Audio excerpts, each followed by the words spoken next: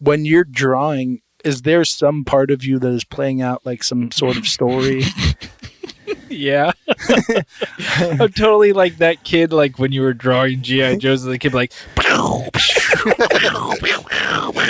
and now I'm just like, and so the butcher has another knife in his back, and another knife in his back, and this one came from this villain.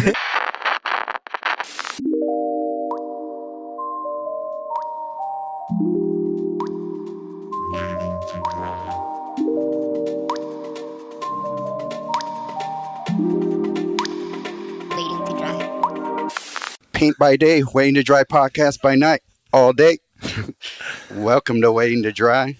It's the art podcast hosted by a couple of pretentious see you next Tuesdays. So, my name is Sergio Lopez, and the laughing guy over here, Joshua Lawyer. And we got Tony Guaraldi Brown on the show today. Hello. That is the most energetic I've ever heard you, by the way. I like it. Sergio's intros. I'm picking up the slack for Josh this time. Sergio's intros are like my favorite part when he has to do intros. I love surprising him with something every time. They're like a combination of high energy and awkwardness. And there's like a weird. So you mean me in high school? It's like one of these days it's just gonna. There's so much tension that he's just gonna explode. Let's do this thing. Podcast. And then I'm gonna be like, and I'm Josh Lawyer. Just dumb. It's like the Beyonce thing or whatever, where it's like she tripped and she just kept performing. It's like Sergio exploded and Josh just carried on. All right. Did we introduce you? You did, yeah. Okay. Yeah, sorry. Yeah, so we got Tony here today. Hi, welcome. Thank you. I actually want to say I really appreciate you having me on. Thanks a lot, man. Yeah, this last year, I feel like I've really met a good chunk of Santa Rosian artists. I don't know. Right. I've been stuck in my bubble I've lived here for almost 5 years now. Okay. And I've kind of just been stuck in my own bubble. And I've been here for 35 and I'm in the same boat. Yeah, no. And, but yeah, so I've been able to meet some artists and there's a good amount of talented, really cool people in this area that. Absolutely. That I've been recently able to meet, and you being one of them. Thanks. Well, thank you. Yeah, absolutely. I have to say I've been in the same boat. I think Santa Rosa lends itself to that kind of, unless you actively stay engaged or actively create a community around here, right. Or you are still connected with the people that you knew 20 years ago. It's super easy in this town to suddenly be like, I'm just going to stay in my house and do my artwork, or for sure, just hang out with my friends. And I have to, attribute this kind of awakening, I guess, or me being introduced to this community, you know, to Agent Inc. Mm-hmm. Yeah, for sure. They've definitely been like a beacon for artists to be like, oh, there's a place to hang out as an artist. Yeah, yeah. And I have to say this, it's my plug for them is that if anybody's listening to this podcast and you're in Santa Rosa, go down there, even though they're only open 2 days a week now, Friday and Saturday. Oh, is that right? Yeah, because it's difficult to keep a gallery open, and for sure, especially in the summertime. The summer hours, Santa Rosa is dead in the summertime. Yep. But I think as this community, if we want something like this, that's a place for us to meet, and it's kind of a place to rally around. And it's my continually hey, you like these things, go support your gallery, go help them out. Yeah, anyway. Definitely. So, but yes, I agree. No, that's true. Yeah, that's when I first met you. I don't know if you met him before or after. I believe at your show there. Yeah, I met you the show, and then I met you when you came by I was doing. Oh, you were doing the drawing. Yeah. The live, the live sketching, or was it not? It was when you were just doing sort of a demo sort of thing. Yeah. It was just Kurt said, "Hey," well, we were both just thinking we need to kind of keep the ball rolling for the from the show, the momentum from the show. Right. So we were just trying to do these things all right, let's do a live feed of me drawing in the gallery. Right. I think I closed off the show with doing a half-hour podcast talking about the work for all the people that went there. So yeah, that's when I met you, Sergio, and you know, Josh, you and MJ, I met the night of the show. Yeah, It's funny that I remember that because that was literally all I remember is like 100 faces just in front of mine, and then Joyful just being like, "All right, show's over." Right? Like, what? Oh, okay. Yeah, it's over for sure. Yeah. Yeah. And then we got drunk at the bar. That's right. That probably helped. It did, and I have to say, it was once again, it's the benefit of that. It's the benefit of, for me, putting myself out there to say, like, I'm going to have a show, not just to try to sell work, but more importantly, to introduce myself to the community that is there. For sure. Did you grow up here? No, I was actually born here, but I moved away when I was 6, and I moved down to the Imperial Valley, which is at the bottom of California. Yeah. Have you ever been there? I've not. Good. I've heard of it. Yeah. So I always thought it was a weird name. Is it fancy or is it the opposite? It is the opposite. I would assume with that name, there's only 2 options. It's like either something trying to pretend it's fancy, but really the opposite, or something that's like just very bougie. No. It is. So when you hit San Diego, the freeway says beach or El Centro. And El Centro is like one of the hub towns. I think it is the capital of the county. And it means that you drive 2.5 hours into the low desert. I don't know why, but I just picture like like in those like folktale stories where it's like either the like happy road or it's like, and then you're supposed to go down the like where all like the dead trees and shit are. Oh yeah. Caw. Don't go there. It is it's very similar to driving out to like Davis in a way, but even the towns outside of Davis, because the Imperial Valley is just the whole Sacramento area, you could just say. It is a farming community, so it's a lot like even Stockton and that area. Right. I mean, Stockton's huge. Just horrible is what you're trying to say. Well, it's flat, it's all fields, it's all agriculture and farming, and it's that kind of culture, but it's white farming, and oh really?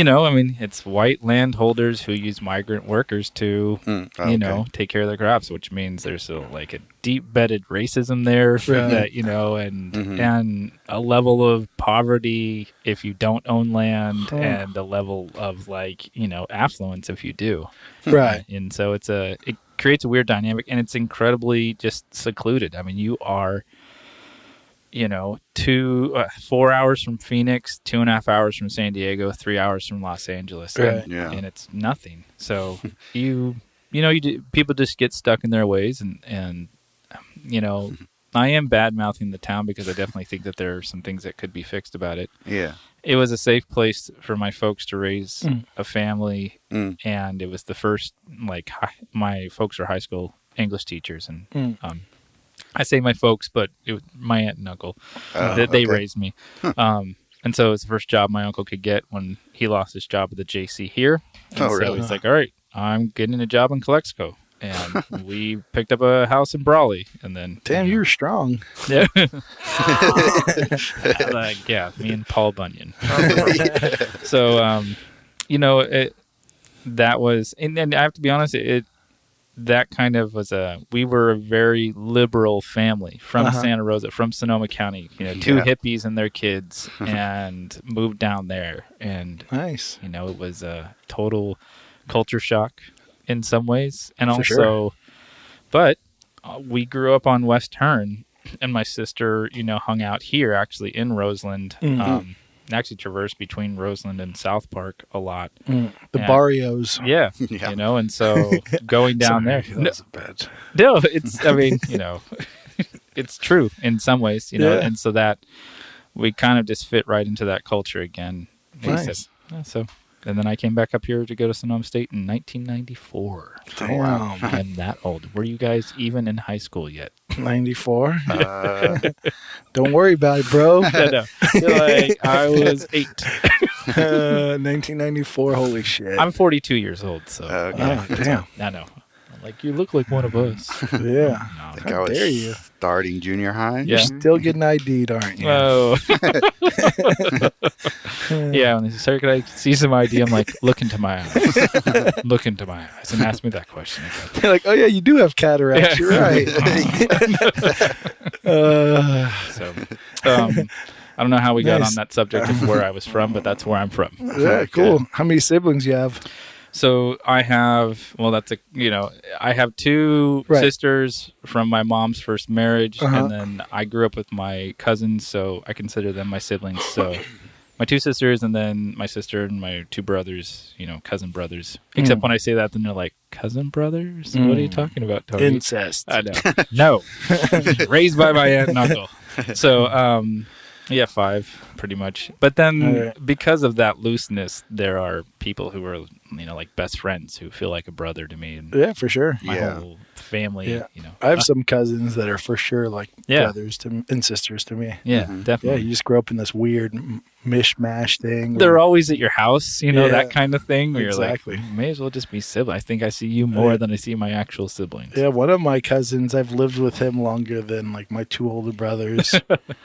But it's just like, I don't know.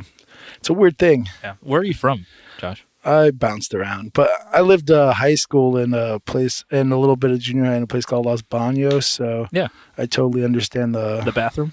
Yeah, that's the opposite of what is it? Imperial City, Imperial Valley. They're like not hiding it at all. They're like, this place is a shithole.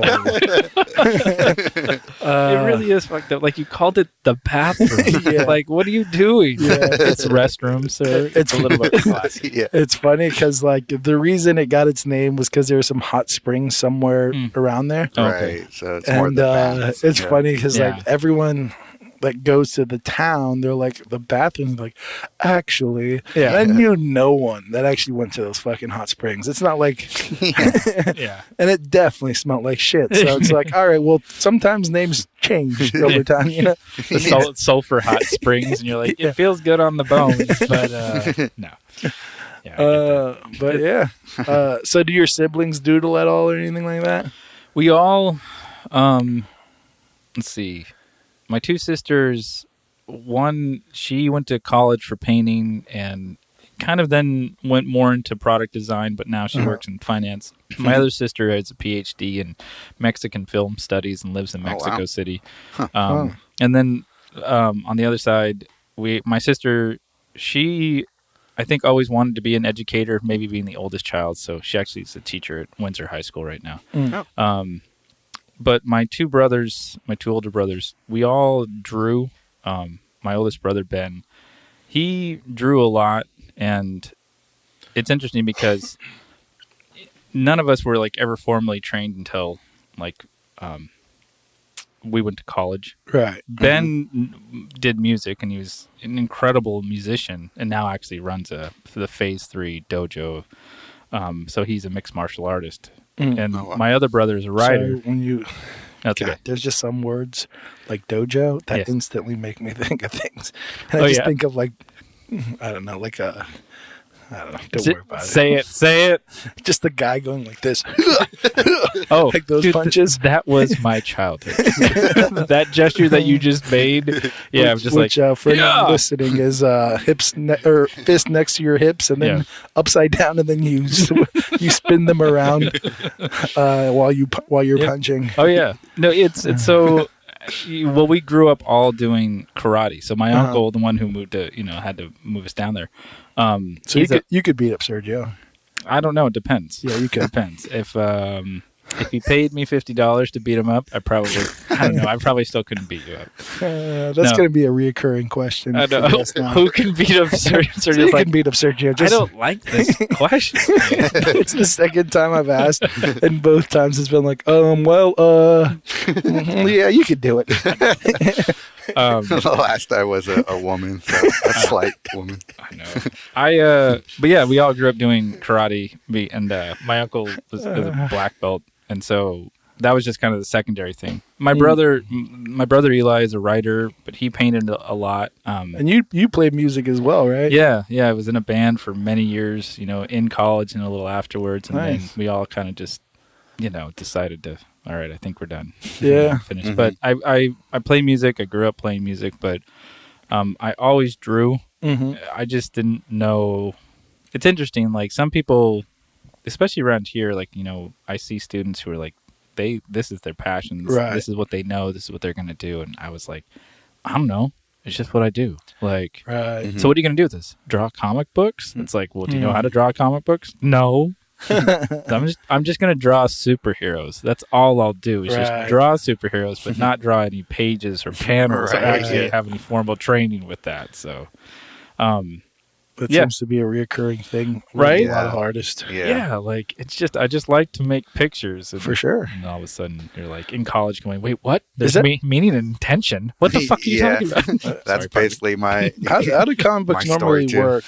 Does someone write the story and then the illustrator fills in the artwork? Yeah. Okay. So you usually get a script, and each panel, a page has a certain amount of panels to it, and each panel has an action in it that's described. And so, and then it used to be in the classical. Sorry. It's okay, don't worry.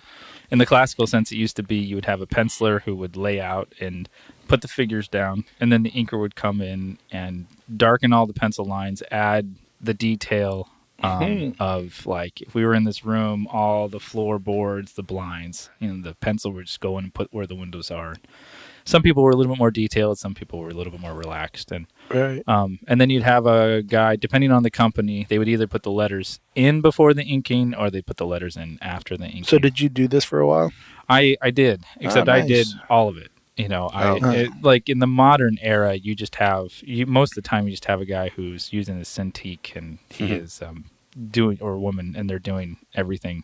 Yeah. Cintiq is some digital tablet. Oh, sorry, the tablet. Yeah. I don't know. The Wacom Cintiq. Yeah. Anyways, I think it's the higher end one. Yeah, the one that has the screen that you can actually draw on. Oh yeah. I can't do those. Can you guys do that stuff? Like, I've never played with I used it for a while when I was working in concept art. It took some time to get used to, but I was already used to drawing with the tablet, where it's just the tablet on its own. I still use that sometimes for things, but yeah, that does have a learning curve of like, oh, you're not actually drawing on the thing you're looking at. No. Right. That screws people up for a long time. I could translate that. It was when I, like the actual Cintiq where you're looking at the image, like you got your tablet and you can see the image and you're drawing over it, so it's like a screen inside your tablet. You're kind of like tracing or something. Yeah, or you're just using Photoshop or Painter or anything to paint with it. But I think I understand. Yeah, like it's a tablet. It'd be like a giant iPad. And it's hooked to a hard drive, so it runs the program through it, and then you use your pencil to draw. And you're looking at the screen. So there is one where you are looking, like the tablet is in my lap and it's just a blank thing and I'm looking up at my computer screen, or like the Cintiq, I think, is like the tablet and you prefer what? Neither. I hate them both, to be honest. Yeah. And here, hate's a strong word. I know, because I want to, like, do this. Well, he's a strong man. He could pick up a house. I can pick up. I wasn't small. Those were years ago. I'm an old man now. He's also no karate. I know. It's karate. But there is you see the type of work that I do, right? There's teeny tiny lines. And there for sure. is a gap between the glass and the image. Right. And that gap throws me off every single time. I'm like, wait, I'm off like by a centimeter. Now just give me some pencil and paper, bro. Yeah. So that totally makes sense. So for sure. That's always made me feel fearful of trying to go into those like concept artist jobs where you're like, you just sit at my tablet and I draw all day. It's like, can I still use paper? Like, could we just scan it in afterwards or something like that? Yeah. I don't know. I've never Some people do. Yeah. But that's really rare. It's like almost always old school guys who just refuse to switch to digital. Yeah. And what are you trying to say? Is digital just that fast? Is that why? Pretty much. I mean, there's no cleanup of tools or anything of all that either, and you could just change things around, change the entire color scheme with just a click of a button and stuff.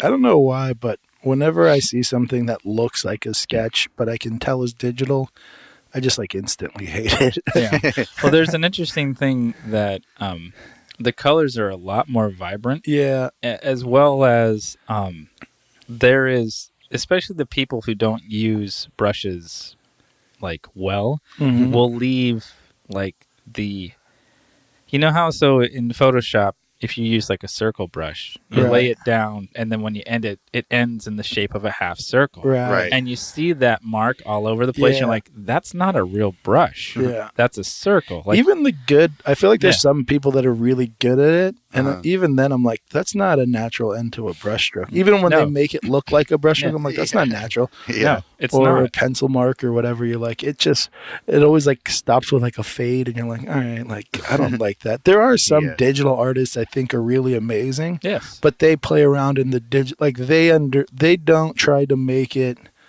into like a handmade art. Do you know what I mean? Like when they're like, oh, you're trying to make it look like a painting. To me, it's weird because it's like there's a better way to do that. In my opinion, the one advantage to digital art is the color. Is like you get to do tricky shit that I don't get to do. Well, and Control Z, where you're like, so I just need to like go back a couple of times and be like, here we go, and you know, and you can. I got Control Z. It's I'll called just paint over it. Yeah, or a rag or something.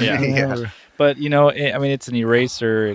It's whatever. But there is, as you were saying, you know, there is the 10 seconds of like just clicking, pulling down your history menu and going back versus like, okay, I scrap this or.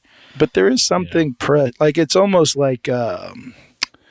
You know, like like a comparison would be like if you were an immortal, right? Like the things lose preciousness based off of that. Yeah, absolutely. So artwork being so like you have there's a certain point where you can't go backwards is important for the process, at least to me, where you go like where your decision making is more thought through and thought, you know, where if I can just always change everything, then there's no preciousness to any of it, and in my opinion. But maybe it's whatever. Well, and I agree with you wholeheartedly. I used to teach digital photography, and it was amazing to see the students come in with, like one time I saw a student come in with 200 pictures. Like they went out to go take photos during the class period.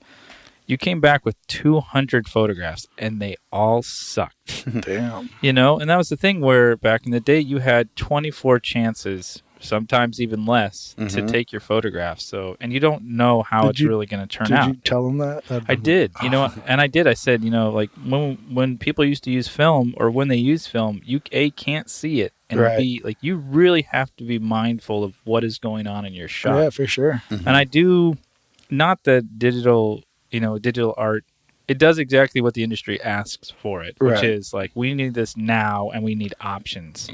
Versus, you know, like back in the day, you know, those guys would come, I mean, they'd give you maybe 2 or 3 options, but those are already planned out like well ahead of time. For sure. Like these are the best ones. Pick, you know, 1 of 3, not 1 of 25. Yeah. And I don't know if it's because we're, you know, selfish as like creators and consumers now of like, I want to see all the options versus like, I know what that would be like if we did that color scheme because it's already on point. Like my brain is trained to see it that way. For sure. I don't know. I think it could be broken down almost like for like a chef's knife, right? Like you can buy a pretty good chef's knife that's just mass produced. Right. And it'll cost you like, you know, I don't know, $200, $150, somewhere like that. And it'll be a pretty good knife that you can have for a long time. And then there's like these people that make knives, you know, that's what they do. That's their specialty. Yeah. And there is something special about that knife if you buy it. You know, you would treat it differently.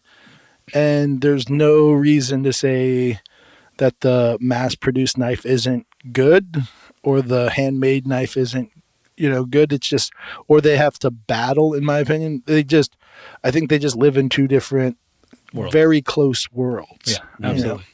You know? And I just get I get a little grumpy when digital art tries to like pretend it's handmade stuff, because in my opinion I'm like, well, you're not that. I mean, you live in a close world, in my opinion. Well, let me present this question to you guys then. So what dictates being made by hand? Because it obviously takes a hand to create those pictures, even if it's done digitally. So where, And I agree. I'm still trying. Like, I want to be that. Like, dude, it's not by hand. I'm like, well, wait a minute, this hand. So like, right. Like, I don't know. I'm curious to hear your opinion on like where is that line drawn for you. That's a good question. For me, it's just simply the output is a physical object that you get from it. Okay. It's a one-off thing, or yeah, pretty much. It's a thing that you create, and when you're done with it, you have the result in front of you that you can physically hold up and put on a wall or something like that. I mean, you can do that with digital art too, but like you're basically making a print at best. Yeah. Yeah, I would agree with that. Do you think then that like the reason why I ask these questions is because I'm a traditionalist by nature when it comes to like my art making. Right. And, I mean, you've heard me just say like I hate trying to use those types of tools. I mean, I still dip my pen into like a bottle of ink. You know, I don't even use your feather. You mean? Yes, exactly. I go and I slaughter a goose and pull its feather and make my quill.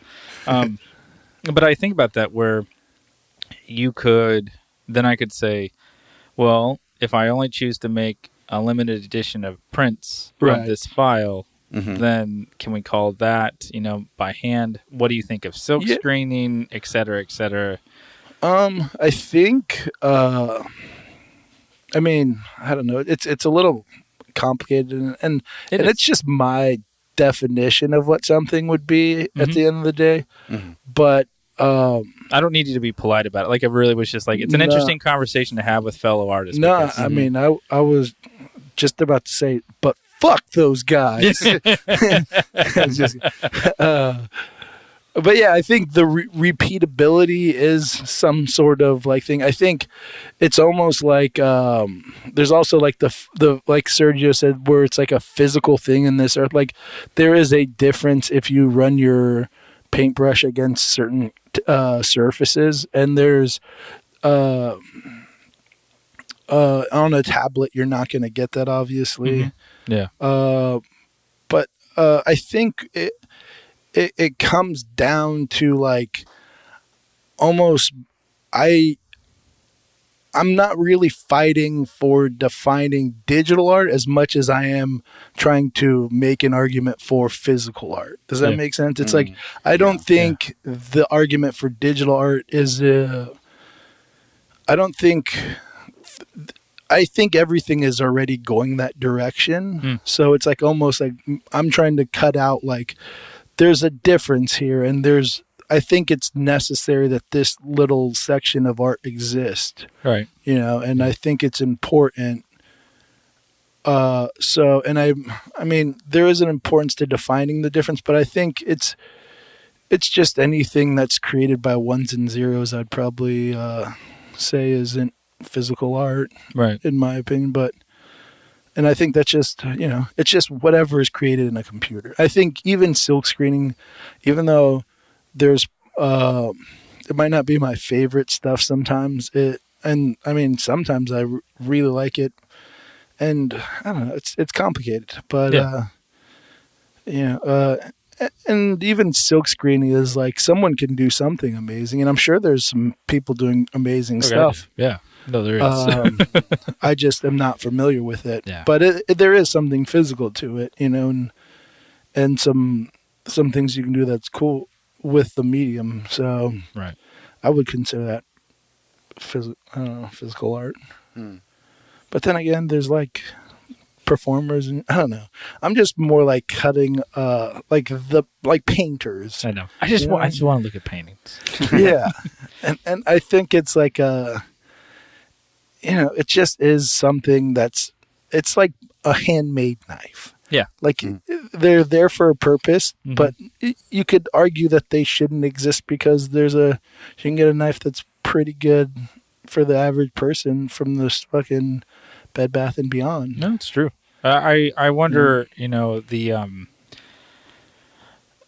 uniqueness that comes from creating a work of art, therefore makes it important in itself. Like it's not reproduced. It's a one of a kind. It's one of, like, in that moment it was created and it cannot be created again type scenario. I think about that sometimes because in college I was a printmaker, and at Sonoma State, because of the teacher that I had, Kurt Kemp, who was a very strong-willed and big personality, the printmaking department was one of the top, departments. And I was like, it was a force to be reckoned with. And like it's painting and printmaking, and the sculpture guys were doing their thing, but like it was a thing. It was like above drawing.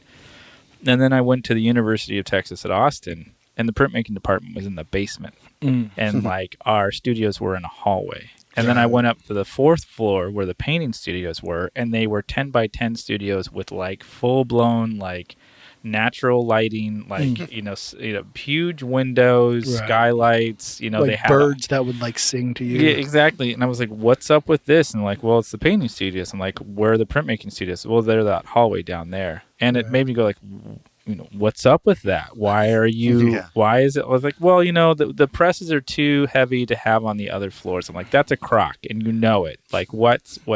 And it's because I think in the fine art world, the uniqueness plays an importance, right? Like the commerce of the uniqueness of like, I have this, you don't, type thing.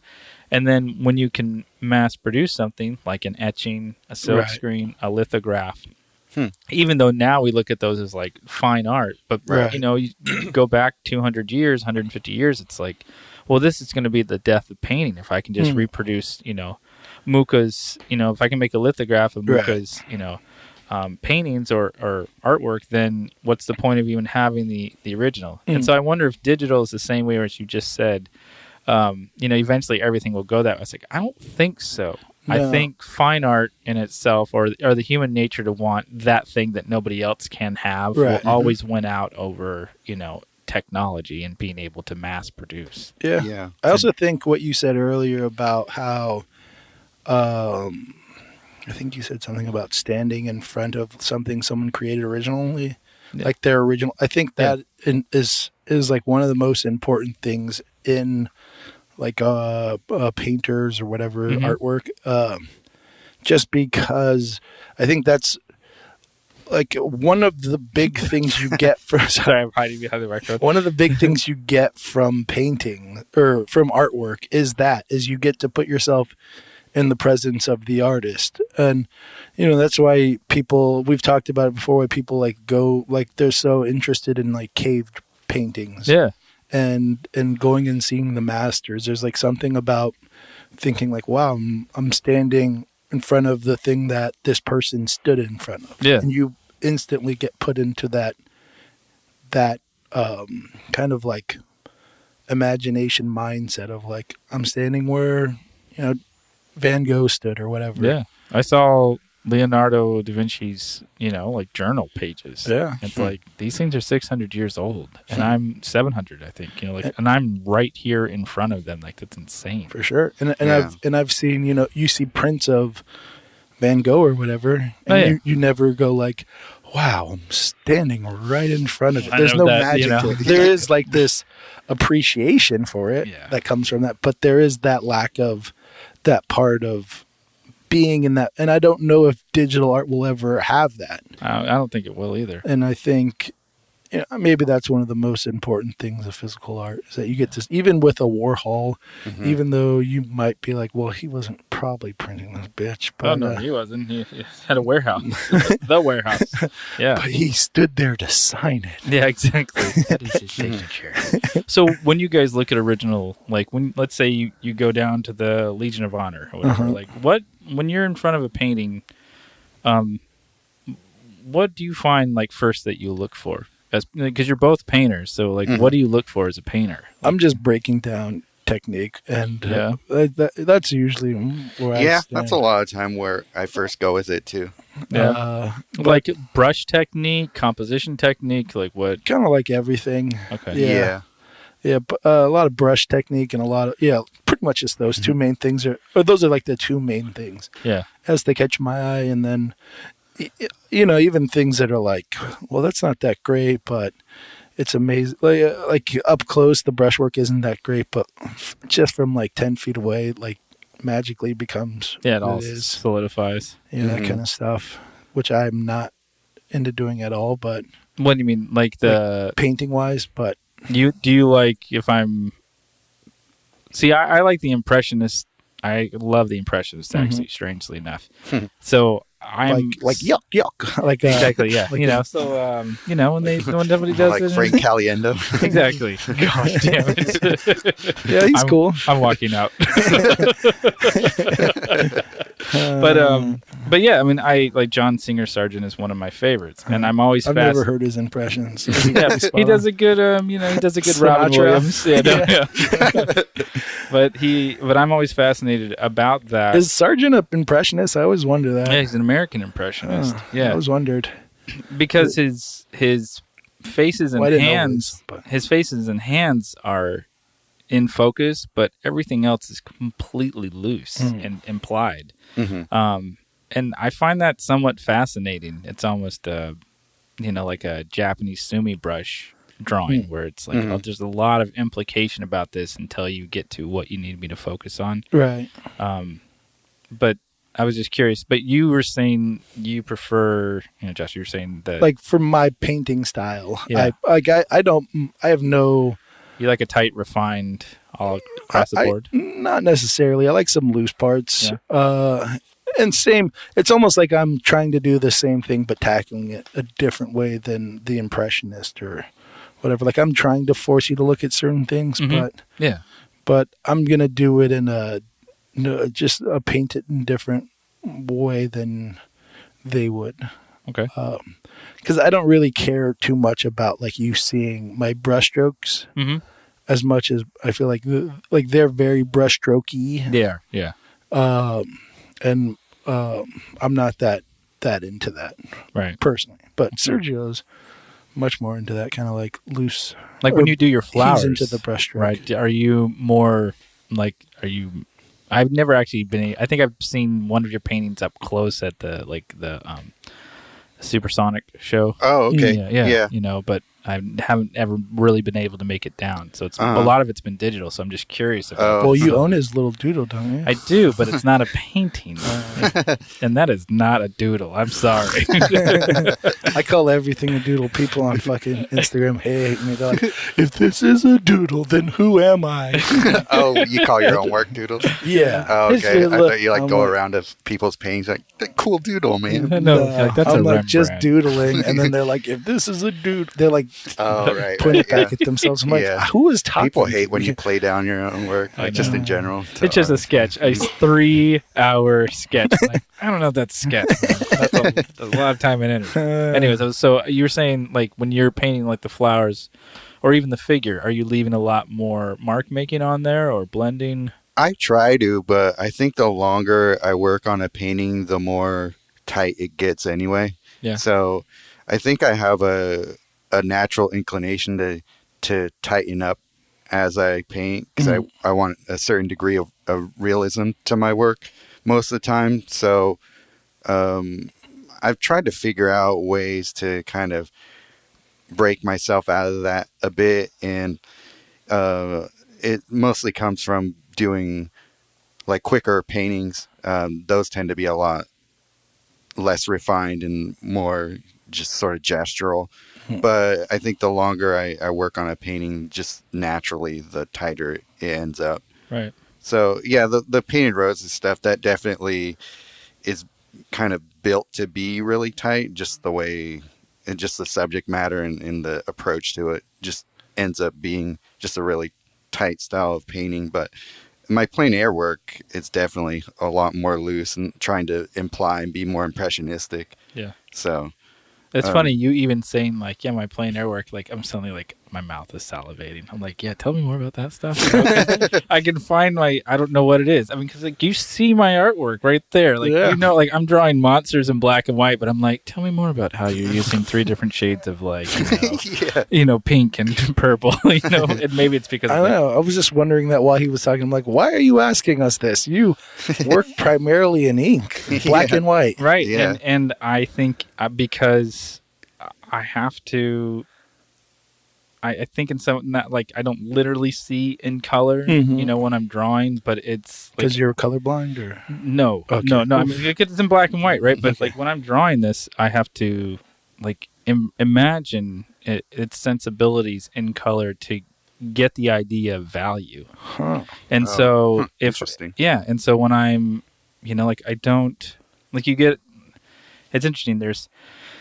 Because I've been doing these silk screens lately, I've been looking at a lot more pen and ink artists or, poster artists. And there's some just amazing, fabulous artists. And one of them, Aaron Horkey, he does this they're just beautiful pieces. And his line work is very methodical and tight and refined. And he lays it down like an engraver, They're just really just, chop, chop, chop, chop. Yeah. And he puts these things together and they've got movement and they flow. For sure. And, and I want that type of control, but I know who I am as a human being, which is like when I actually hatch and lay down my line work to put my values down, I am shading. And I'm shading with ink, and I'm using a very fine pen so I can just kind of like blend things together as if it were a pencil. Right. Okay. But to understand like what that value is, I have to understand what it looks like, what it will look like in color. I have to believe what it's going to be. And so it's interesting. The more realism I can bring to it and the more vivid, almost color, the more I can make this feel like it's coming to life, which means like, okay, I need to add this more detail, blend this, model this even more. And then when it comes to like the landscape work, I think also my work has been transitioning because I'm working on a book where figures are in a landscape and it's an important part of the story. I've been fascinated about like how can I use the landscape to evoke an emotion and also tell the scene that I'm trying to tell. And the people that like seem to do it the best for me, color, I love line work. I love to see the human hand in artwork is, the impressionist for me. And, I could look at like the Hudson School of painters, on the East Coast, and they do amazingly huge, beautiful landscapes, but it's done. But the impressionists, because what they do with color, it's like I could look at this cloud, which has 7 different values of violet, There's 6 too many. I know. Right? Clouds are white. And white with maybe a little blue. It's a really, and so that keeps me motivated to then translate that into black and white. And why do you decide to only do black and white then? Because I was trained as a printmaker. And so my color theory academically is fine. But when it comes to real world application, it is a lot of muddling through. I can't sit down and be like, I'm gonna mix these 2 colors together and get this color. I'm like, mix this and mix that. And then like I was telling you at the gallery the other day, it's like I mix these 2 colors. I go, that's not the color I want. But why is my hand moving towards the canvas? Don't put that brush stroke down. Why did you just put that brush stroke down? That's the wrong color. Well, what is the right color? I don't know. And then I have to like calculate what this is. And so it's not second nature to me. It's not what I was trained to do. I mean, I wasn't trained at all, but yeah. I still play around with the colors. But what I mean, yeah, and I don't, yeah, like I was trained to like, this is, you etch this for this long and it's going to give you this type of value. And if you want it to be darker or lighter, I think also paying attention to comic books and how to like draw that figure is a lot of simplified value of how thick is this line, how thin is this line. I need to look like a shadow, but I can't hatch all over the place. Right. And whatever my brain does, like I love looking at color and thinking about it, but when it actually comes down to it, I want to simplify it so that the emotion is, things just seem stronger in black and white to me and more. I've heard that before. I think Monty said some shit like that. Yeah. I'm just and I'm kind of an intense dude, so like I need shit to be like, I don't want it to waver, but like, well, this feels like this. It's like, no, this is like what I'm, boom, like I want this to have this kind of powerful impact. Right. Yeah. So, yeah, that makes sense. The strongest value or strongest contrast possible is black on white. Right. Has that been proven yet? I know. I proved it I don't know. just now. Yeah. I don't. I think it can be. Does it have the strongest emotional impact? No, I think red has the strongest emotional impact out of any of the values and, color, chroma. And has that been proven, Sergio? I just proved it. Okay, everything you guys said checked out. Thank you. Fact check. Well, I mean, yeah, of course, opinion. Putting on record. Well, if you would just look at how many things go. It's the easy go-to color when you want to be like, I want this to feel emotional. Red. Yeah. Or blues. Yeah. Blues are sad. I'm sad. Blue. Yeah, for sure. I was thinking when you were talking about those lines, I remember I was hanging out with Nate Van Dyke one day, and he's like, oh yeah, because he's very like his line work is always like insane to me. He'll just go and just like, I don't know how he does it because it looks like way too much work for me, but he'll just go in and just like perfect lines across something just to get a gray. Yeah. And I'm like, all right, man. Like, I'm fascinated by that. I'm also fascinated by that type of physicality with working about. Yeah, especially with his gorilla hands. Right. Yeah. But he was showing me this technique where he was like staggering them off. He was like, if you want this, you can just like kind of like make it a little sloppy, and he'd like force himself to like draw it. And I'm like, oh my God, that's how people do it normally. Yeah, no, because you could like make it look messed up. But, you mean like how I draw it? Yeah. Thanks, bro. Yeah. And that's I think I'm also fascinated with like diving in. I don't know, maybe you guys, when you're painting, like just kind of diving in really, really deep and zooming in until I'm like, I'm going to do this like Bob Ross, like we're just going to draw this tiny little squirrel right here. Yeah, I get like that sometimes. It depends. It for me, because I'm so like face oriented and hands oriented. Yeah, it's just almost like I want to get super detailed on eyes because they're fun to paint. Right. Yeah. Right. I enjoy that part, so I just I'll get zoned in on that. The rest of this stuff is like, how do I fill the rest of the space up as quick as possible? Yeah. I know. It's like I can't draw a giant eye. Shit. Yeah, I mean, I could, but I'd get a bunch of Instagram followers. I know. The wrong kind. I know. You get a lot of high school students. Yeah. Yeah. So I like it. Back to what you were saying about your painting and what kind of brush strokes like you would use, or when you use them, and what you look for at museums. I find that fascinating about like what people look for too. Like when I go, it's definitely more of a value. Like I pay attention to how they treat their, but also like a feeling of. The easiest way I could describe it is in the Legion of Honor.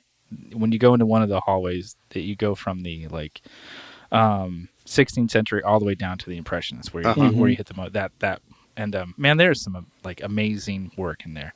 But there's some stuff. I think the San Francisco Chronicle said the Legion of Honor is filled with eye artwork. Yeah, I think that's about right. End quote. Yes. It's definitely Ken Burns saying that. But there's this one where I was with like my family, and we were looking around, and I was looking at all these portraits is a portrait room, and it was probably around like the 1600s or 1700s, and everybody was like, there's some beautiful stuff, and then I look over, and there's just this one, like he's probably a Dutch businessman, and he's in white, and he's just kind of in like, I can't not look at that painting because you saw yourself. Yes, exactly. No, because it's done by Frans Hall, who like next to Rembrandt is like, I've heard of him. Yeah, the toothpaste guy. Exactly. Yes. Go on. And his whites were so clean and strong, and his range of value, even inside that white, all the way to the deeper, darker areas of his background, nobody else could match. And that range of contrast is, for me, I looked at it and said, that's why, like, it's a simple portrait of a man and he's smiling. He's got that, like, we all know, like, if you look at any Dutch artwork, it's like, you got that stupid grin on your face. But, those Dutch. I know, Jesus Christ. But yeah, his range of value is so intense and strong. It's nothing compared to anybody else in the room. And that thing, you could look around and be like, that's nice. Holy shit, why can't I stop looking at this? And so, like, with my work, I'm not anywhere near that, but I think that's what I strive for. It's like, how how can I get a broader range of value that feels more like realism, even if I'm drawing a snaggletooth monster with a upside down baby? She's got a name. I'm sorry, you're right. It's if you're drawing Jennifer, I was say Jennifer, but I was like, someone's listening, like, how dare you? How dare you, sir? No. Well, anybody who knows the work knows exactly what I'm talking about. You're like, yeah, I know that piece. I've got that shirt. Yeah, as far as like you were saying earlier, like diving into your work, and so your stuff is so narrative, right? Oh yeah. So when you're drawing, is there some part of you that is playing out like some sort of story? Yeah. I'm totally like that kid, like when you were drawing G.I. Joes, the kid like, and now I'm just like, and so the butcher has another knife in his back and another knife in his back, and this one came from this villain. And it's, I don't stop. Yeah. I think I have to do that. For me to really emotionally invest in the work, the work has to have a purpose. And most of the time, for me, the purpose is some sort of narrative. Right. These characters, originally these characters came from me dealing with issues that I had in my life. And I would, like I was going through a really hard time, and I would sit down and be like, what does this feel like? And sometimes they would just present themselves, or I would doodle and be like, this guy looks really screwed up. That's kind of how I feel right now. Right. And then, I was telling a friend of mine that I kind of drew these characters, and because they were what was inside of me, and when they came out and they took a life of their own, they stopped kind of clinging on to me, and they became their own. And so they, not to sound melodramatic, but they stopped like too late. Yeah, they stopped. I'm just kidding. You're such an asshole. No, just kidding. But they stopped sucking the life out of me, For sure. And they could breathe on their own. And then when I would sit with them for a while, I could start to see a narrative form, and like the monster in black, who I easily just refer to him as the monster, was my what I want, my inner child. Like that's the baby inside of it, and what we do as adults to protect what we innately want. Like I want to be loved, I want to be cared for, and I want to, like I want to create. So what do I have to do to make sure that happens? Well, in a positive aspect, I would be very giving and very caring. Right. But if I'm dealing with any sort of trauma in my life, it turns me into a knife-wielding psychopath. Not like literally, but like, and therefore I'm aggressive against the people that I care about, or somebody that hurts my feelings, so on and so forth. Right. But I'm always hoping for something better. I'm always striving for that thing that would fulfill me. And so even in the middle of drawing that, it's like I kind of can start to see these feelings come out and what this means. And then after a while, sitting with that character, it starts to come off like, well, why is there a baby inside of it? Like, Who is that baby? It's like, and I want to separate myself from the characters to a degree. Right. And then, you move to the butcher, and the butcher's my total like masochistic tendencies of like, why do I keep doing that to myself?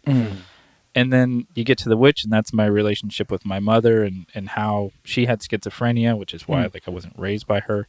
So that's why like the knives come out of her face. It's because you can't get close to somebody who kind of mentally isn't there. For sure. Right. And when I would sit with them, and they're all aspects of me and my personality, and I needed to let them go to kind of move on with my life, they started to like turn towards each other and interact with each other in certain ways. And so now this narrative is, where like the butcher is actually both the butcher and the monster are the son of the witch. She's, and so it's like, okay, well, she's the witch, and she's evil, and she's scary, and she's got these knives, except that's not exactly who my mother was.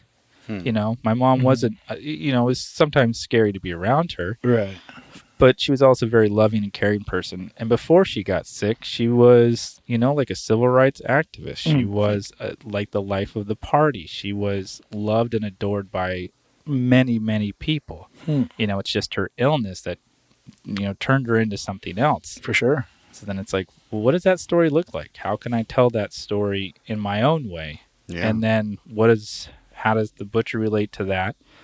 And so they all start to kind of play their role, and then the narrative takes on a life of its own. And originally I thought it was only going to be like I was going to do these 15 drawings or 10 drawings. It was going to tell this small story, and now I've got like 20, and I'm going like, okay, so you're about 40% done, and it's becoming larger and larger, and it's becoming its own world, and I needed it to be that so that I could stop having it be about me and start having it be about like who they are. You know? That's interesting. Yeah. It's almost like it almost sounds like you're like giving yourself therapy, Oh yeah, that's God, yeah. It kind of sounds, like the old like silly thing where they would have like the couple have like a puppet on their hand talking. Oh right. And they would have like these conversations of what their goal, like in a way I've never done this, but I would assume the exercise is to have you vocally kind of like say how you think these people treat you and how you treat them. And it sounds like you're literally doing this through your artwork, which is pretty interesting. Yeah. It's interesting. We just watched a couple months ago that Mr. Rogers the documentary. I haven't seen it yet. It's a beautiful movie. I guess I cried at the end of that thing. I was like, God damn. I know it sounds like ridiculous, but then when you see like who he was and how he was and what he was trying to do, and you're like, God damn, like people like this don't come along very often. For sure. But he had, like his little cat that he has, which is like his puppet. Oh, right. Like, everybody's like, no, that's Fred.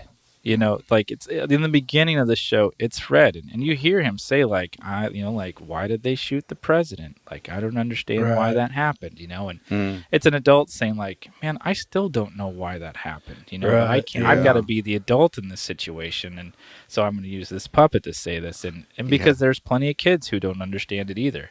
And then they said, by the end, he had this really interesting character called King Friday the 13th. Yeah, I remember him. Right. Who's like, he's a benevolent dictator is what they call him. And they said by the end of the show, by the end of his career, Fred's definitely that guy who's like, we have to change the world, and we have to change the world. And you can see like the guy, the puppet doing that. And I do think that that's why we create art.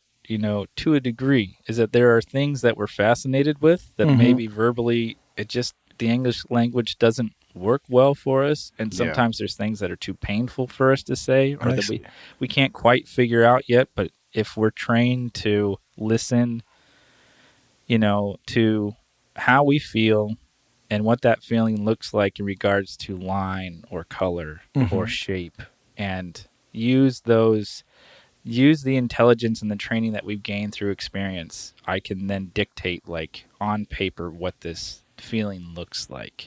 Right. And so that kind of manic, chaotic, all-consuming feeling that I used to have when I just wanted more. I was striving for more. I just didn't feel fulfilled. I was searching for that thing that would make me be, the next. I would level up, Right. And that's what the monster feels like. That's why it's like it's knife slashing, teeth gashing, but on the inside, it's also like you don't get to come in and hurt me. I'm gonna do everything I can to because I just want to be fulfilled.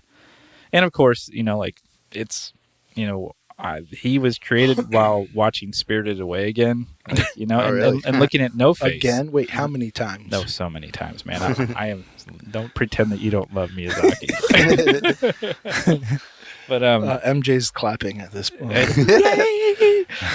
The watching No Face like lose his shit in that bathhouse, and just he's searching for Sen, and he's like, "Where's Sen?" And he's just crambling down the hall, eating and consuming. It's like I know exactly what that dude feels like. Crap, And so, I think as an artist, that's what I strive for, is to hone my abilities to be able to say what I want to say. And it for me, it's that. Other people, it is the beauty of, looking at this, and it's the beauty of nature. It's the beauty of a human being, the female form, the male form, just color in combination with color. For sure. Yeah. So.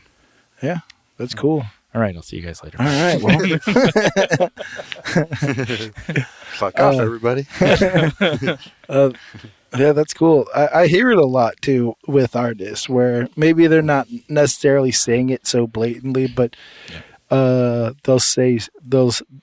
kind of talk about their artwork and trying to figure out what they, even if they don't know what they're saying at the moment, they'll bring up like, and I'll look back at it and I'm like, oh shit, I was going through this time and I was painting this and didn't even realize it. And then now I look back at it and it makes all the sense in the world why I did what I did. Right. Well, yeah, the last couple of years, I've really had to kind of like step back and look at who I am and how I am and how I feel. And I am, not so much since kind of looking at myself and putting the work in, to figure out what this is. But when I would ignore it, like I dealt with a lot of deep depression, and it was hard and it hurt and it was numbingly painful and painful for the people around me, where I was not as interactive as I could be because I just couldn't care in that way. And having to kind of, I don't know, it's kind of like carrying around a poison where it's like, I've got to express this out of my body the way you would express, poison of a rattlesnake, just suck and spit it out type thing. Hey, that's not what you're supposed to do. I know, right? You're really supposed to go to the hospital and get some help. It's a metaphor. But just anyone out there who just got bit by a rattlesnake, please don't try to suck the poison out. I was like listening to waiting to dry, and then I got bit by a snake. I was like, wait, what? What did you say? I sucked the poison out. I don't know why my arm's still swelling. God damn it. Why didn't you say this 5 minutes sooner? But still, thanks for listening. Thank you. Make sure you subscribe to the podcast. Yeah. I mean, how bad is the bite? Like, if you're going to survive, thank you for listening. If you're not, then... Please write your review before you die. Horrible. 4 stars. So anyways, that's how those characters originated. And for me, I think... I have to have, like I kind of started this rant out, I have to have a personal connection to what I'm doing. And I genuinely believe, and this could be narrow-minded, but I think authentic art making, you have to have a personal connection to what you're doing. Yeah. And it doesn't have to be the kind of emotional stuff I'm going through, but like a genuine investment. And you can see it when people are phoning it in and they don't care versus like, this is something that I'm passionate about. Other people may not understand it, but it connects and resonates with me, and it's how I can put the hours and time in. For sure. And otherwise, it's just like, wow, you drew another cartoon character that's the same as the last one, and you don't really care about it, and it's just to make a buck. Versus like, no, I'm trying to say something with this. Whether it's the beauty of color, the beauty of line, shape, form, whatever. Yeah, that's cool. Yeah, I definitely get lost in my head when I'm painting. About some narrative I'm trying to say. I think I also don't know if people are ever going to pick up on a lot of stuff I'm like thinking. Yeah. And I've talked about it before where like I don't even necessarily hold on to that narrative like after the painting. It's almost just while creating it, I'm building this idea of what I'm like. There's usually an underlining thing of what I'm trying to say, but then everything after that is just like me working out these ideas through like, I mean, for you, it's very much you having these characters that are parts of you. Yeah. Where I'm trying to almost have a narrative where I get to add a little bit of myself into it, but I'm not trying to have the entire thing be about me. So It's almost like I'm trying to have a narrative where I see something that I want to say about me, but I want to add some other human experience that also allows me to connect to someone else's story. Right. So it's almost like trying to build this dialogue between me and this imaginary story. I don't know. Yeah. I absolutely get that. I mean, it's like, you're in like layman's terms, like I'm just making a friend to talk to for the next 12 hours, 20 hours. And then, they'll go on their merry way and I'll go on my merry way. Exactly. And even, I don't know if necessarily it's a friend as much as like, it's almost like I'm trying to write a good short story that's provoking some like interesting emotions or storyline. I don't want the story to be predictable, I guess is. And so in my head I'm like, oh, I should try to like, and have a balance of like, dark and like dark things. Like I want the character to be more complex than good person, bad person. You know what I mean? Yes, like I know exactly what you mean. Yeah. And so there's things I'll try to add to complicate the things, but I don't know. At the same time, you're just pushing paint around too. I yeah, guess. And it's not even that. I just it's more like I don't know. I just have to I have to be okay with putting this much effort into it for only me. You know what I mean? Yes. Like most people will look at stuff and be like, "Oh, this is awesome. Oh, this art's San Francisco Congo." Thank you. And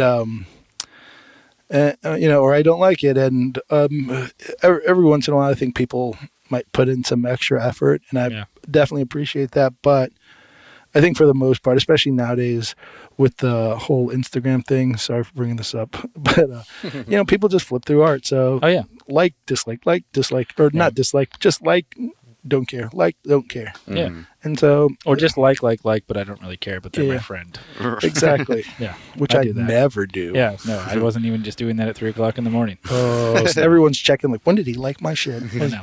It was at 3 exactly. Damn it. Well, Sergio, like, I was curious, like, what do you think about like when you're like, what's your intention when you create like your work? There's definitely a theme or a similar like visual theme that happens with your work that's morphed throughout the years, but like we've talked about it. It's about the destruction of the planet. It is. It's about nuclear holocaust. It depends on the piece. Most of the Painted Roses stuff is just like an exploration of figure and beauty through just like, I guess, through the paint and also the way the elements are arranged on the canvas itself. So I'm still trying to figure out exactly where I'm going with my work, because there is something to be said definitely about putting yourself into your work. And I don't know how much those paintings say about me, really. I don't think I'm putting a lot of myself into them in the way that at least you guys are talking about the work. So well, yeah, that's a tough question for me to answer. Oh, and I was just curious, because I like I look at both your guys' work, like since I met you, started following you, Sergio, I've followed yours longer. I actually met you a couple years back in your studio. Oh, okay. Yeah, at one of the open studios. Yeah, and I was how pretentious was Sergio? He was actually. It was like they'd already like finished it up. The open studio, it was already closed. But I was like, hey, we got here late, and I'm going to look around. He's like, too late. Almost. He's like, sure. Go ahead and look around. And I'm like, thanks, man. I like your work. He's like, thanks. He's like, no, duh. I need you to go away. I'm tired. Yeah, he was a heroin addict back then. So I know it's true. It's true. Absolutely. And I was like, he's either really a total dick or he might be slightly shy and tired. No, I think he's the dick. It's a combo of the three, really. Yeah. I'm an introvert, mother. Stop fucking asking me about it. But so I've looked at it, and I am curious about it because, not just technically, technically it's there, but also I don't want to be dismissive of what, you pick beautiful things to paint, and my initial reaction and how I was trained in, I was trained by a guy who loved Goya and the abstract expressionists, which means everything is... Was Goya like a Spanish dish? Yeah, yes, exactly. Fish related? Or? Excellent. Yeah, he's the guy who, he did these etchings and he was a court painter for the Spanish. Right, yeah, I know who Goya is. Oh, thanks. Sorry. I was I don't want to, I'm not going to be like, I do not know who Goya You're right is. not to assume that he knows. Yeah. So. Yeah, you're right, but I know this one. This one I know. This one I know. I know the Goya. But yeah, right? So Kurt was, he was my major influence in college and kind of my art making, with the foundation of it. So, things are really ugly. And it's if it's really beautiful, you should dismiss it or be really really suspicious. Really? So whenever anybody would do something kind of beautiful just for the sake of beauty, he'd be like, "Why?" It's a gimmick. And you're like, maybe I just like pretty stuff. Like, but why do you like pretty stuff? Oh, Yeah. Right. And so, of That's course, funny. the asshole side of me wants to be like, whatever, easy. He just wants to make easy sales. And I'm like, no, you don't commit this long to this subject matter without having a genuine investment. And maybe it's the relationship with the models that he has, like a friendship or the human body or whatever it is. And so I've always just kind of like asked myself, like, and wanted, to kind of, that's why, like, in some ways I follow your work, like, where are you going to go with this? What are you going to do with this? Like, what's, right. And I'm kind of like following any artist where you're like, I kind of like, I want to see where you're going with this. Right. So that's why I'm bugging you guys. Well, as a student, I was always interested in like figure studies. Like that was always my favorite thing, just painting nude figure or drawing a nude figure from life. Yeah. And it was always like, even as I was leaving school and thinking that I was going to get into concept art, which I did for a while. And so even then I was just like, well, I'd probably like it more if I could just like get away with painting nude women all the time. So I just kind of like, what do you mean they need an outfit? God damn it. A costume? So yeah, I've just figured out a way to put extra fancy stuff around the stuff that I really like to paint about it. Okay. Because I don't really like to paint the patterns that much. It's just kind of a necessary part of making it look cool. Okay. And one thing I found interesting is like what you were saying is, for me, I hesitate a lot of times when I see someone going like political, because I'm like, it seems like low hanging fruit. Yeah, like in a way, yeah.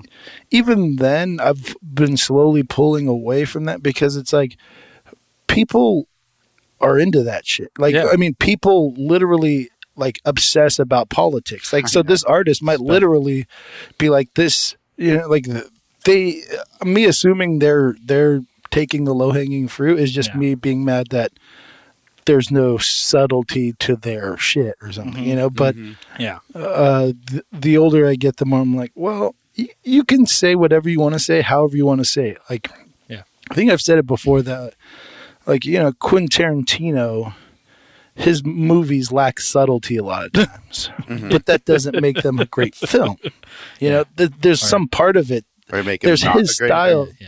I know what you mean. They're good movies, but like they will beat you over the head every moment. Exactly. Absolutely. And then there's other movies where they're just very subtle and they're genius. I can't think of any right now. No, I know exactly what you mean. I watched this anime called Your Name. Did you ever see, like, it was just, it kind of came and it went, and it was like one of the best animes I've seen like in the last 10 years. And it's about this. Was it a feature film like in the theaters? Or it was down in San Rafael, but so like, yes, it was, but like not popular enough, but limited theater kind of thing. But it was just this switch about like this.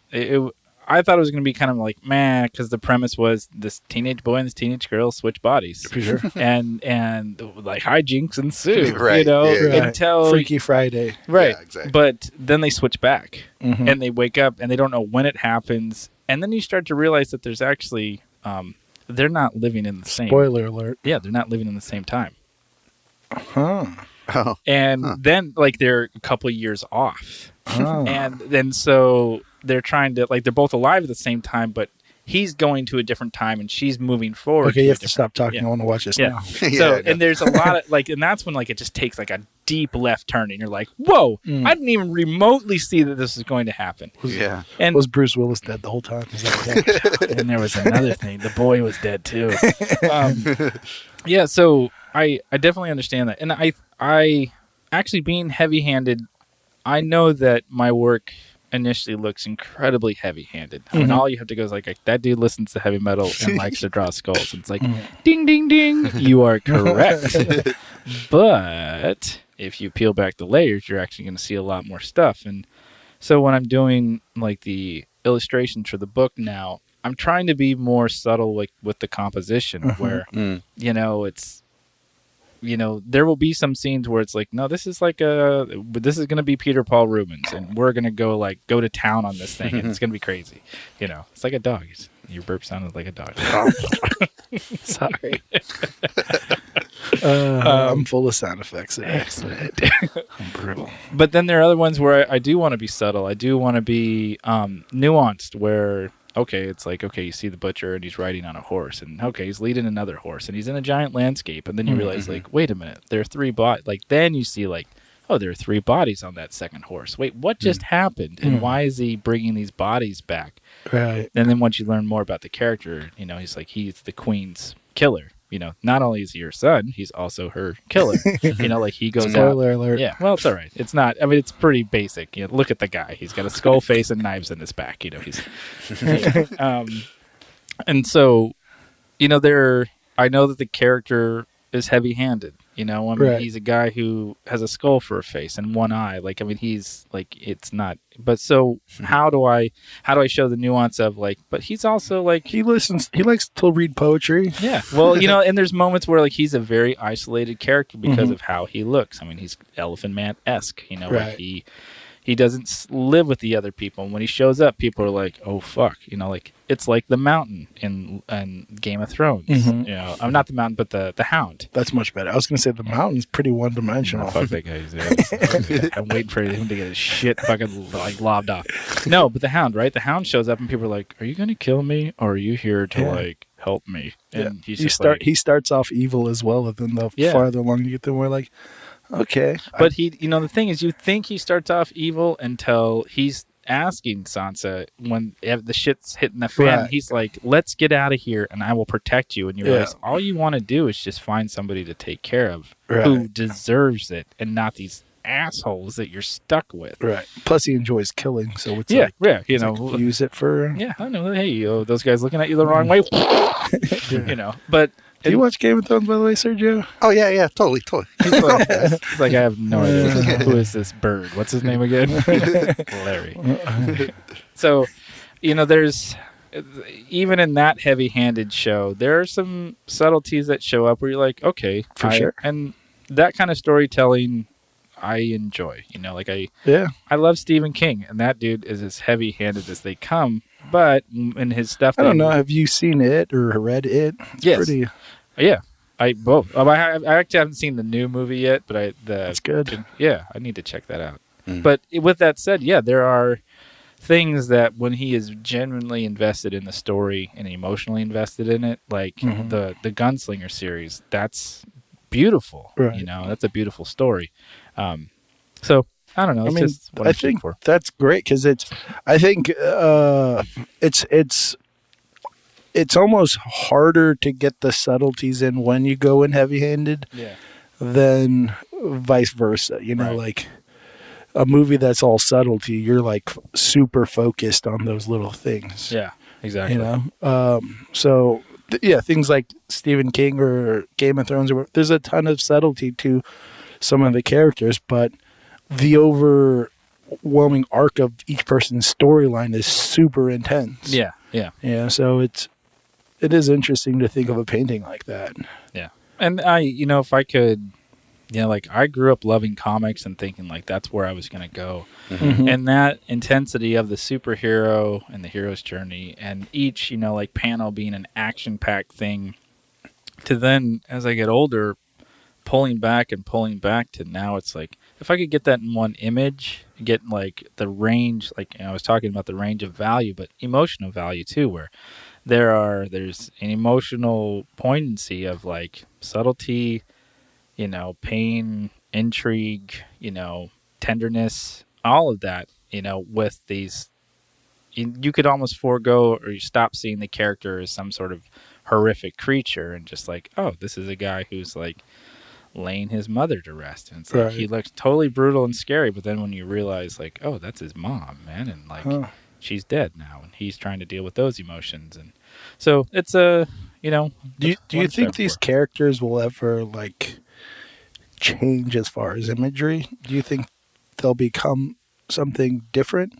In some ways they already are starting to. Like the witch was the witch. And then now I actually know what she looks like as like a 16-year-old girl who's a very proud, princess who goes through some heavy-duty stuff, and that's what kind of forms her to become this more hardened woman, hardened until she's ultimately like very cold.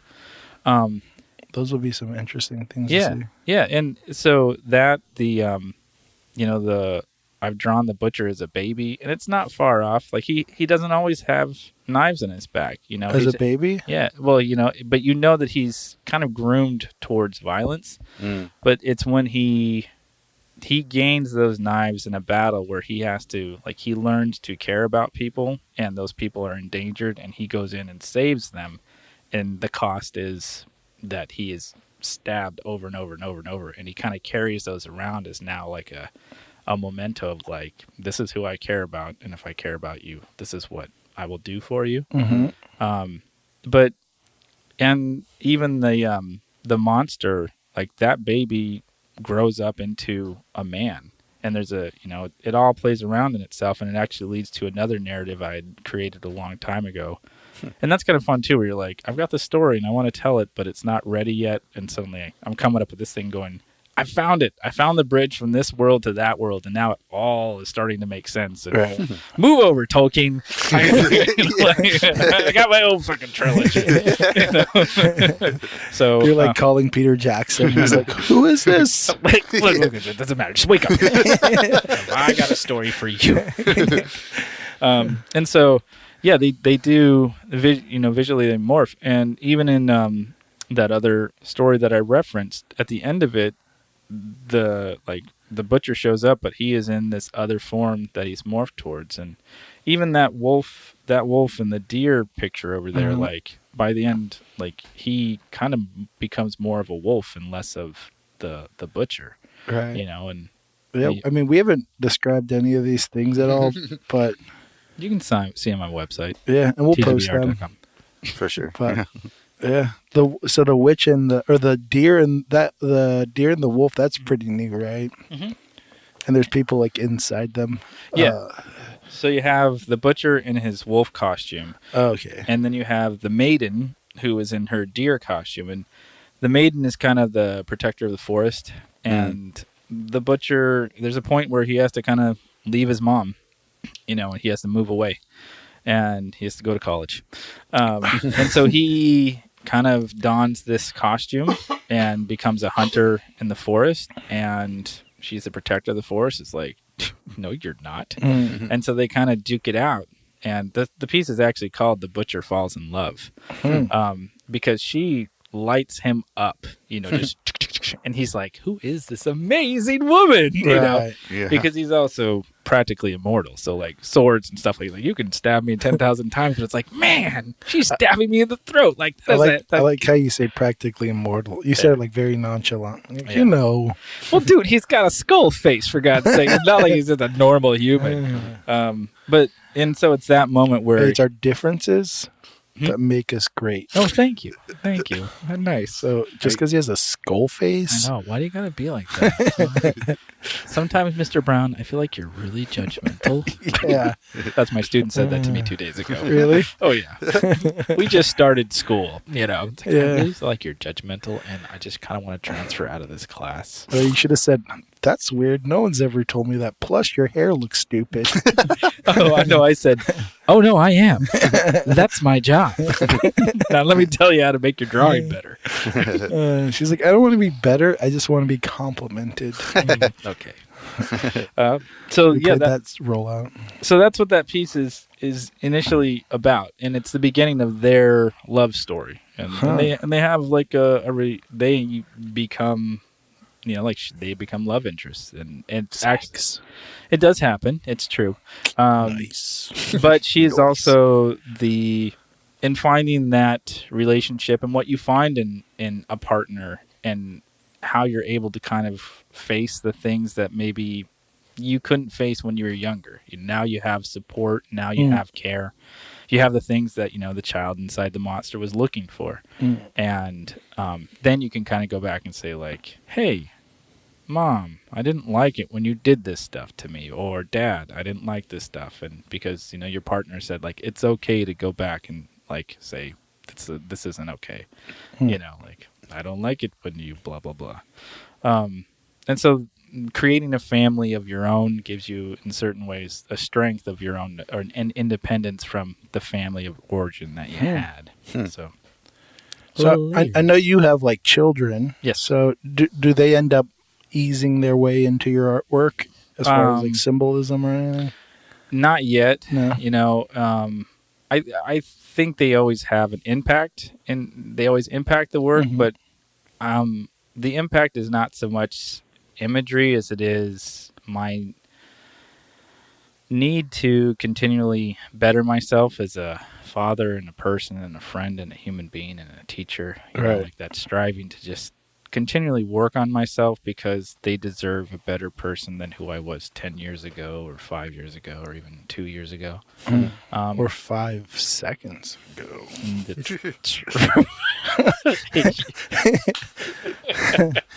So, I hope so. And so I just bring it up because I think it would be interesting, because it seems like a lot of what you're drawing from is your past. Yeah. And a lot of the past seems to be the darker moments that kind of egg on your art. Yeah. And I would assume that your children are a bright spot in your past. Yeah. So it would be interesting to see what came out of that. Yeah. I mean, just as an artist, right, you know, watching your work. In the future, I'm sure my direction will probably move towards that. Like this story, and trying to deal with that and the feelings of like my, you know, for a technical term, you know, like family of origin BS that I've been carrying around for years. For sure. You know, it's like I kind of need to like sit down and really look at this, you know, because I've talked about it. It's shown up here and there, but I've never like really put it out there that way. And so I think when that is done, then I can maybe look at like, where am I now? Not like, what was I dealing with from back then? And for sure. Where, you know, maybe in the end, where do I want to go? Yeah. So, yeah. It'll be one thing that's interesting, because when I was younger, a lot of my art was a lot darker. Yeah. And what do you mean by darker? Like, I mean, like skulls and like stuff? Imagery, or like, like dead people or stuff like that, or just dark, emotional, teenage. Because I use like a crap ton of black so much that like everybody be like, you need to back off on the black because I can't even see what this is. So like when you say darker, I'm like, what kind of darker were you talking about? Because I was like technically crappy.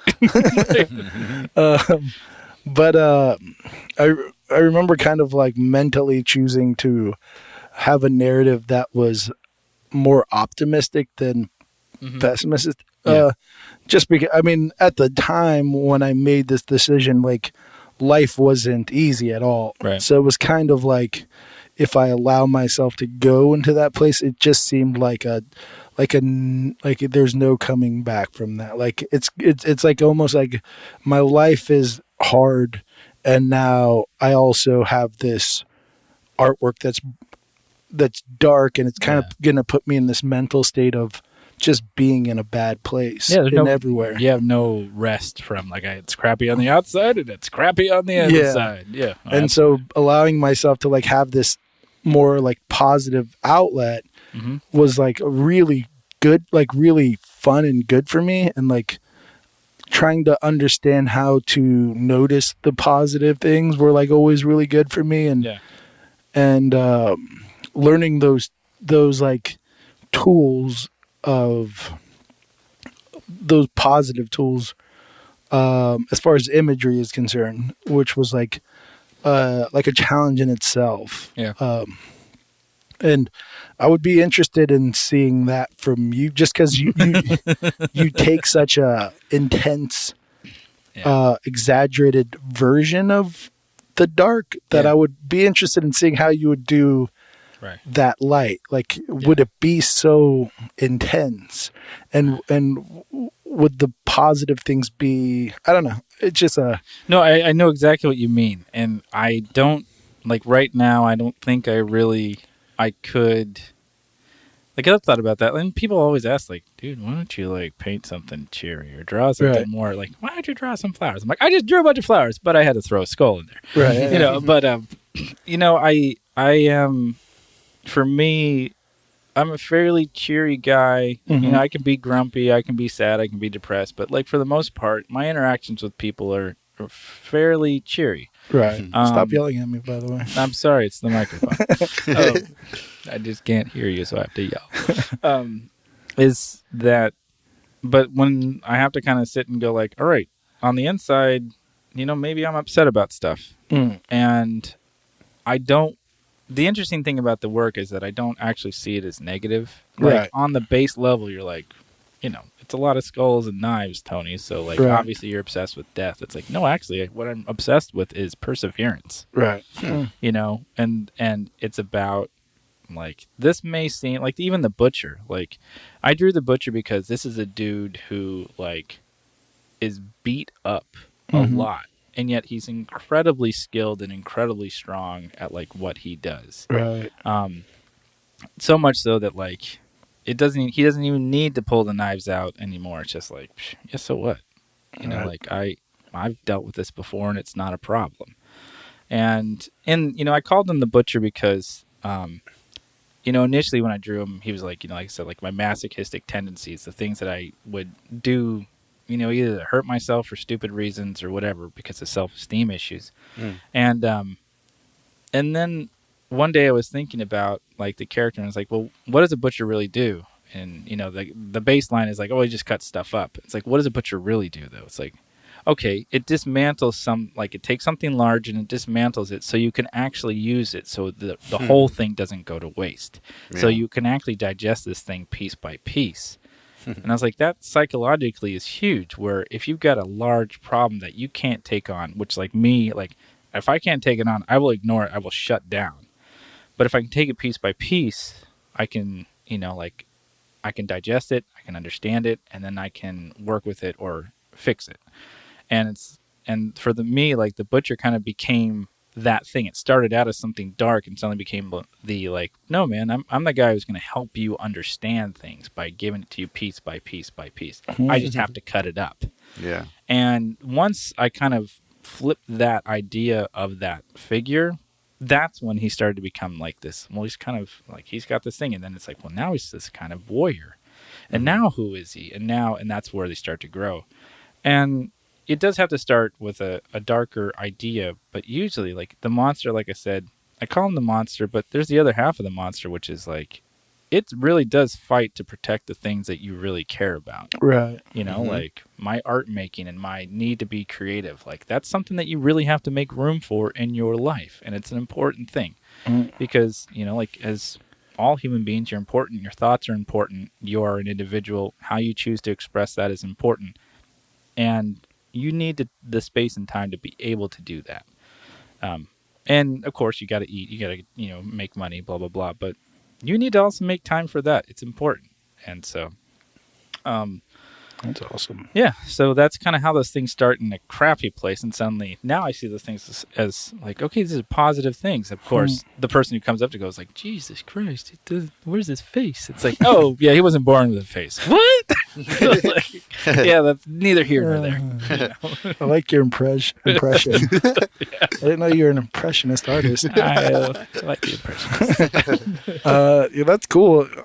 While you were explaining that, I kind of thought it would be a cool thing to see if artists got together and kind of explain narratives behind their paintings, and then all like kind of went out and painted a version of that.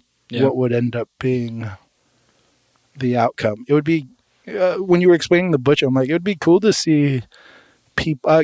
I just like instantly thought of like how Rockwell would attack that. Yeah, right. I was like, oh, that would be cool. He would be, some like exaggerated butcher, but like, how would he get that like dark beginning and the It'd probably be like some, like Thomas Kincaid would make like a storm into a rainbow, like that kind of thing, But yeah. But if you had to be a figure, if you had like the whole narrative, it would be interesting to see other artists tackle that and see. Yeah. That's cool though. This all just ends up being like a thing of like what we were talking about earlier with like Quentin Tarantino, and just like styles and what an artist can bring to a story. You know, different. I mean, Quentin Tarantino writes his, so he's just the full artist. Yeah, no, it's a little self-indulgent sometimes. Yeah, but you know. Well, so is this, right? This is all completely self-indulgent. It's a Tony Guaraldi Brown story. I didn't want to say it. But... I know you didn't. That's why Sergio. He was like, points to his nose. Yeah. Hey, buddy. But yeah, I know you got to pick up your kids, so we should slowly start wrapping this bad boy up before the alarm kicks off and you have to run. So I just don't want it to be like a mid sentence and be like, beep, beep, beep. Okay, bye, Tony. See you later. So you had texted me the David Choe question. Is that what okay. Yeah. So this new segment I've been trying to kick off, the David Choe money thing, basically. It's basically a funny way of asking how... if you had basically unlimited money to do your art projects with, like, what sort of thing? Basically, like, what would you like to do, but some resources are holding you back from it? Like, what's a dream sort of thing for you to do? Well, as I get older, I realize, like, I'm totally turning into my folks. They're both English teachers. Like, when you used to walk into the house, you would be greeted by, like, you'd walk into a kind of a made hallway because it was a giant bookshelf on the other side. So you'd walk in, that actually divided the living room. But of course, you open the door and you're facing a giant bookshelf. And then you go around the corner and there's 3 giant bookshelves. And then in their bedroom, bookshelves line the walls. And I'm like, like, never. And now I'm like a total book junkie. Are you? So, and I've thought about this often. Me too. Are you? Do you? No. You're like, but it's all book on tape, Tony. How do you look at the art? They describe it. But I would start a publishing house of like folio or Ilio books and specialty artist books, and I mean, and other, as well as illustrated stories and things like that. Where, because I have so many friends who are amazing artists and amazing illustrators. And I also have good friends, like my friend Ryan, who's a graphic designer, is also an incredible bookmaker. And he usually makes, he's made Kent Williams, like portfolio books. And he's, he makes, Joao Rouse. So he actually. Feral Kid or whatever. Yeah. Feral Kid. Yeah. Ryan just made Joao's second book, like sketchbook, reproduced Joao's, like, he actually reproduces the actual Moleskine book and then works with the publisher to get it as close as possible. Wow. That's cool. So it gives you as close of, like, this is what Ryan does with his passion. And I think, like, I would like to bankroll that, For sure. I would, because I love books, I love art books, and I would love to, like, invite an artist in and be like, let's make art book for you, or big or small, and have like deluxe versions of it where it's like, okay, this is like high-end printing, or you get the paperback version of it if you're like me who has no money. That's what I'd like to do, because there is no money in publishing, right? Yeah, and it costs a lot of money, and usually you go under after a couple of years, especially in this route. Exactly. So that's and I'd like to be like, so you're with David Choe money, you would decide to go bankrupt. Yes. I like it. Because in the words of Jesus Christ, you can't take it with you, right? Did you say that? No. Oh, no, it's the eye of the needle. Sorry. Pardon me. No, that was right, I think. Yeah, right, yeah. I mean, I read it in the Chronicles somewhere. So that's, I would do that. Psalms? Oh, no, he wasn't in Psalms. Whose letter to the Corinthians was it? Yeah. Hey, dear Corinthians. Yeah. This is Jesus. Corinthians. And then, what else did you ask me? Top 5 dead or alive. Yeah. Top 5 dead or alive. Can I guess one? It might not be one of yours, but are you a Bernie Wrightson fan? Wrong. I know.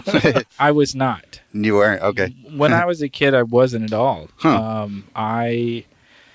I would see his Frankenstein stuff and be like, that's cool, whatever. But Jim Lee, who was drawing the action, I'm like, I love that guy. And now, of course, the irony is that, like, I'm could just literally be a Bernie Wrightson ripoff artist. You know, like people are like, can you draw me the Swamp Thing? I'm like, I've never drawn the Swamp Thing. Like, how could you? What, did you read it? I'm like, just shut up and hand me your paper. You know, I actually really appreciate. There's a lot of things that I appreciate about Wrightson's work, and there's some things that kind of irk me. The irony is that it's probably the things that bug me about my own artwork. Is can I guess one of your top five? Sure. Sargent. Yes, because I did say that before. So yeah, so this is Family Flea. So we'll we're gonna pass. I know. No. Let's see. Well, Francisco Goya was a heavy influence for me. Yeah.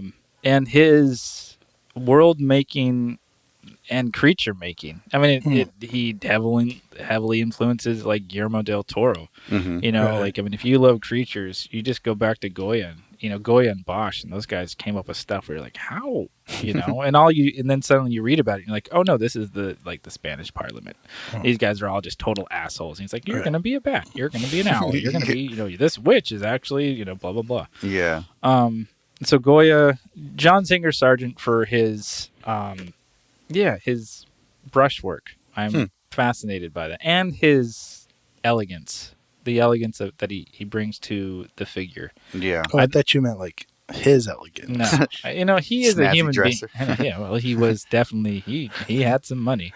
Sargent Singer Sargent. Yeah, we're going NPR. Today's selected works. I was trying to do James Bond. But failed. So then Takehiko Inoue, he writes and draws a manga called Vagabond. I believe it's pronounced Tukring.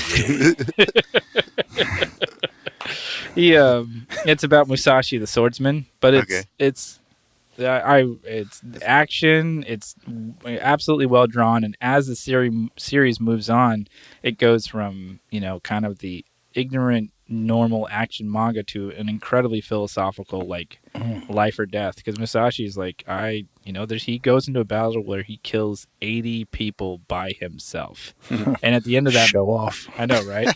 And by the end of the ball, Kobe. I know, bro, come on. It's not even a battle. He takes on this sword school by himself and kills almost all of them, and then at the end, it's just like, what kind of human being am I? Like, I just killed like 80 people, you know, because it was honor, or and so all these, you know, yeah, and so, anyways, he's one of them. Mike Mignola, Hellboy, he's a huge influence for me too. And then, you know, it's funny now that I think about it, like, God damn it, there's just so many good artists. And then my last name is Lawyer, in case you were trying to say that guy, Josh the Larry, Josh the Llama, Josh the close warmer. Yeah. So, and then maybe Gustave Dore. Okay. His, you know, the funny thing is that I don't like his figures as much as I love his landscapes and settings and his engravings. But I got this book, this exhibition book of his, and it turns out that dude, like, is an amazing landscape painter, and also has, like, did a lot of different work, drawing, sculptures that you never see. You just see like Dante's Inferno or you know, Divine Comedy, but there are so many other ones, and like his King Arthur series is beautiful. And you know, in the work that I'm doing now, is heavily influenced by like his compositions and lighting, and his lighting in his pieces are amazing. So was that 5? We got Sargent. Did he paint with fluorescent, or was he like a regular bulb guy? What? Did he use compact fluorescent bulbs, or was he more of like a? I'm just kidding. Sorry. Did you get his joke? Because you said his lighting was great. Oh, God damn it! God damn it! Was he like a compact fluorescent kind of guy? Just like a 60 watts, or what was he running off of? I went to a soft 40 watt, warm tones. Yeah. So, I mean, there are so many others. You know, comic book artists, contemporary versus, you know. But I don't know. I think about like who's on my bookshelf. And, you know, like those are kind of the guys that I go to. And then, of course, there's the academic, like, illustrators from, like, the last century who, like, I mean, even Leidecker? Leidecker? Yeah, sure. yeah, the poster you guys have, you know, in the other room. Do you know Franklin Booth, his work? Yeah. He's a pen and ink artist. It's like, yeah.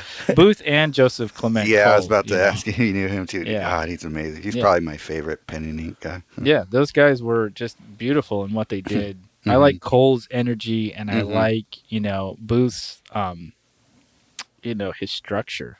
Yeah. Yeah, it's just like these things are incredibly structured and incredibly patiently drawn. And the other one's like, there's a lot of energy into this one. So kind of like Sargent brushwork, but in ink almost a little bit. Yeah. And then, if I could tag like a number 6 on, it would be honorable mention. Thank you. Is oh my God, I'm such a numbskull now. Yoshitoshi.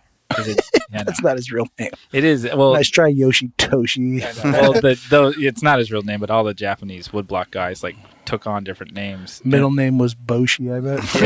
Yeah, Bougie.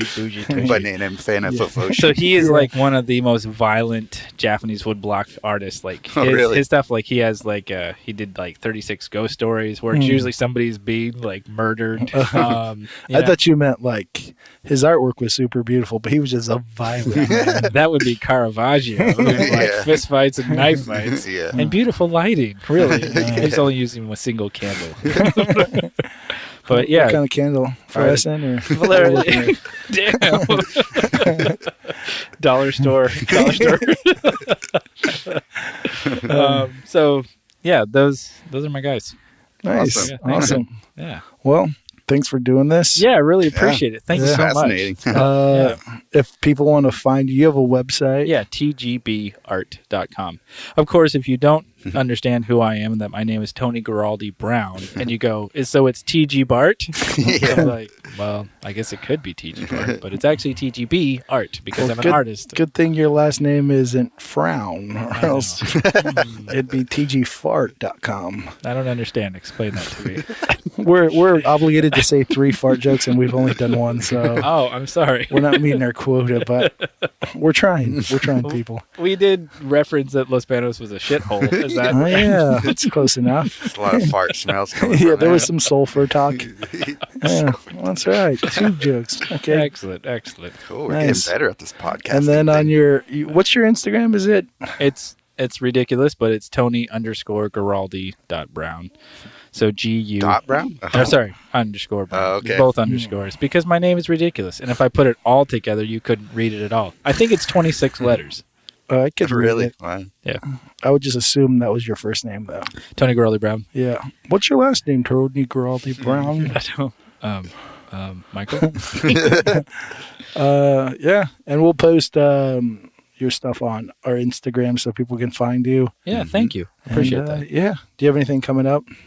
Right now, no. I'm actually kind of laying low to work on the book. I'll be posting more progress, stuff about that. Outside of doing like a poster for the band the Melvins in October. Yeah, you didn't talk about that, but yeah. Yeah, so but beyond that, no, I'm just gonna like lay back, work on this so that hopefully next summer when I go down to the Comic-Con again, I have this book ready to kind of like show publishers. Awesome. That's my goal. So it's gonna take about a year. Goal. Yeah. Nice. Yeah. Well, thank you. I really appreciate it. And, absolutely. Thanks for having us on. You guys. Thanks for having us on.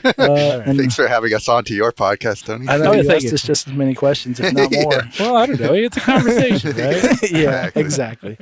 Well, this has been Waiting Dry. If you're still listening, fuck off. Yay!